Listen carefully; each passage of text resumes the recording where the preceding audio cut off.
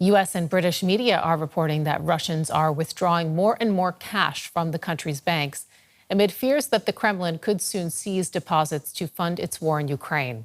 Already at the start of Moscow's full-scale invasion, Russians moved in large numbers to withdraw private savings.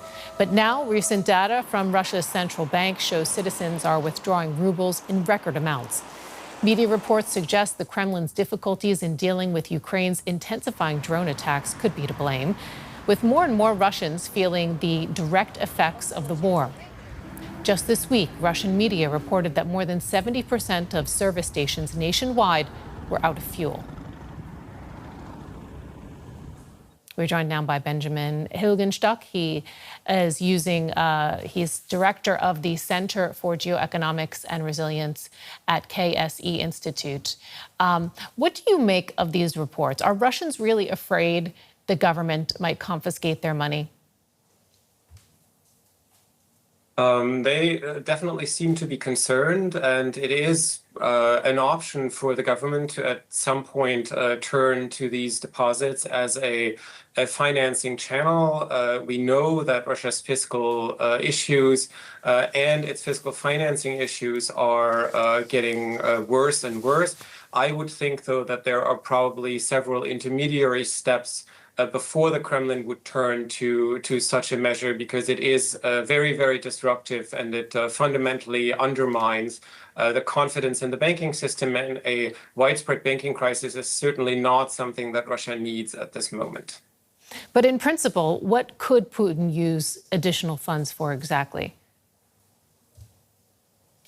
So Russia currently has major issues to fund the budget and to fund the war. This year so far, the Ministry of Finance has basically mostly relied on the cash that the Treasury Department has on its account with commercial banks. But that's like selling the silverware. It's not really a financing channel. It's something that you can do in extraordinary circumstances for some time, but at some point you run out of this cash. And the other financing channels are seriously constrained. Russia has had several failed auctions now to sell government debt to Russian banks, and as a result, canceled auctions then thereafter. This is generally not something that happens to great powers during a war. And of course, the sovereign wealth fund is increasingly depleted. So the financing options are finite, and therefore it is not unreasonable for Russian people to then think about what the Kremlin may turn to next. And this is certainly an option, although a very extreme one. And given, that there is this behavior among the public, what do these reports tell us about the state of Russia's economy? So the Russian economy isn't doing particularly well, but that's new. That's not new, and it's also not extremely relevant directly for Russia's ability to continue the war. What is more important is the state of the Russian budget and the state of the Russian banking system, which has been the key financing channel for Russia throughout this war. And we see now that the banks have serious issues with liquidity, and they're no longer willing to buy government debt to the extent that they did before. This is what is behind the canceled or failed auctions. And one of the key issues that banks have with liquidity is, in fact, that people are withdrawing cash for their accounts.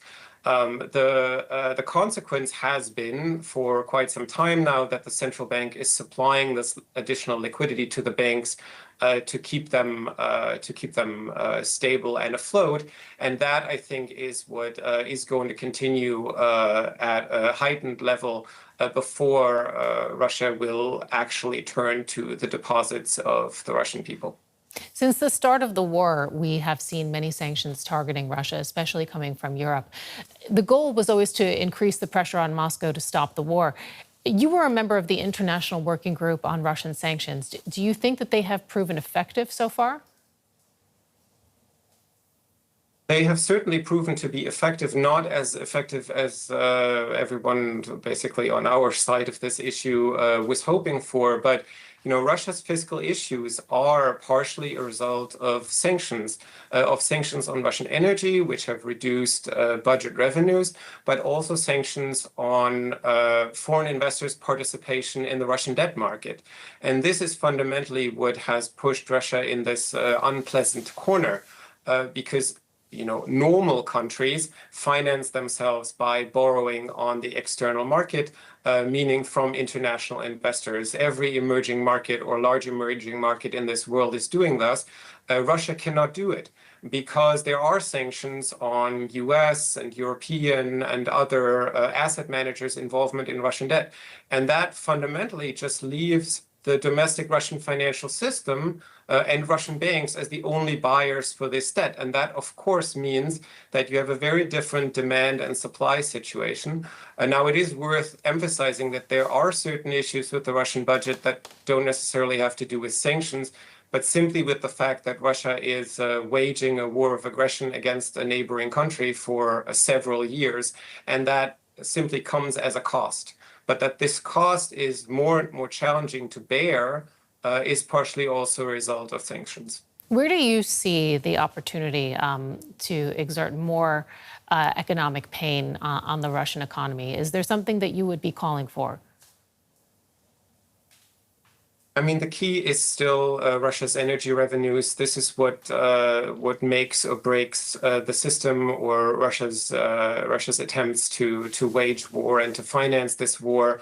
Russia has received some windfall earnings simply in the last several months because of high energy prices stemming from the situation in the Middle East. This has certainly helped. This has not solved Russia's issues in any way, but it has bought them a little bit of time.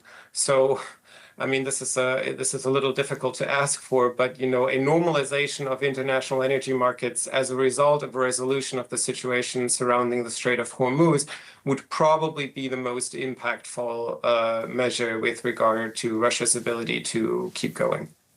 Thank you so much for your time, Benjamin Hilgenstock, Director of the Center for Geoeconomics and Resilience at KSE Institute. We appreciate it.